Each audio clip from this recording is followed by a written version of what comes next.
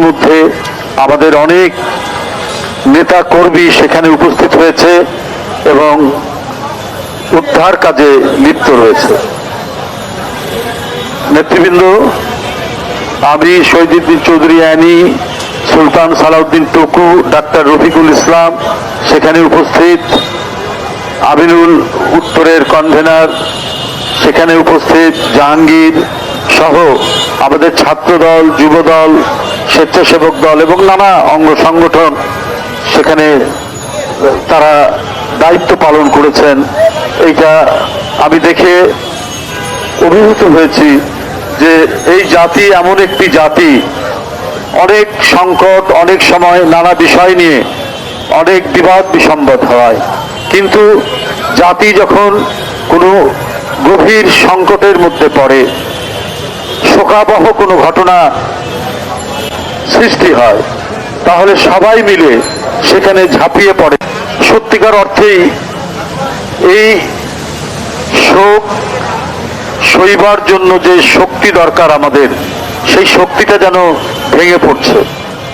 সেই শক্তিটা আমরা যেন ভিতর থেকে পাচ্ছি না। আজকের দিনটি একটি ভিন্ন, সারা দেশ শোকে মুহ্যমান। আমি আজকে রাস্তাঘাটে তেমন খুব একটা উল্লেখযোগ্য গাড়ি ঘোড়াও চলতে দেখিনি। অনুরোধ করছি আপনারা এখানে না করে, মানে চিৎকার করে কথা না বলে আমরা খুব অল্প সময়ের মধ্যেই এটা সেরে ফেলবো। বন্ধুরা, আমি যে কথা বলছিলাম, আমরা সেখান থেকে উত্তরা মেডিকেল যে কলেজ এবং হাসপাতাল সেখানে ছুটে যায়। সেখানে অভিভাবকদের তাদের যে উৎকণ্ঠা এবং আহাজারি, এটা ভাষায় বর্ণনা করার মতো নয়। আমরা তারপরে সেখান থেকে ছুটে যাই সবাই burn unit, Dhaka medical college. সেখানে আরেক শোকাবহ ঘটনা, আরেক করুণ দৃশ্য আমাদের অবলোকন করতে হয়। এটা আমরা কিছু বলার ভাষা যেন হারিয়ে ফেলেছি, আমরা কিছু বলতেও পারছি না। মানে আমাদের যতটুকু শব্দের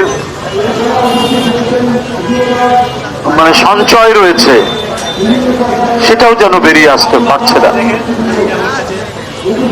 এই সম্ভাবনাময় জীবন, তাদের স্বপ্ন সব যেন আজ কোথায় বিলীন হয়ে গেছে।